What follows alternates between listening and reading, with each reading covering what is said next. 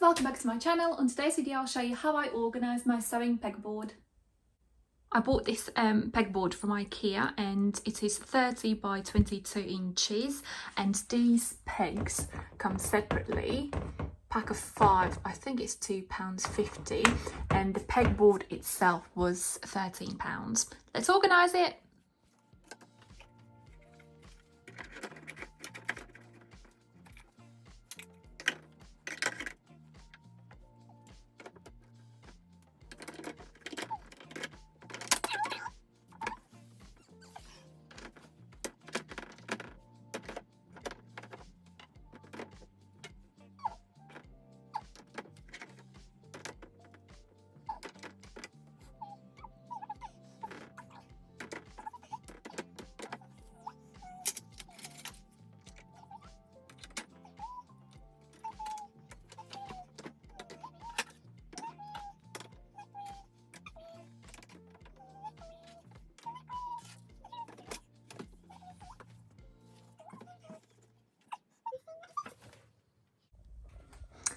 And here's the finished result. I hope you enjoyed this video and thank you so much for watching.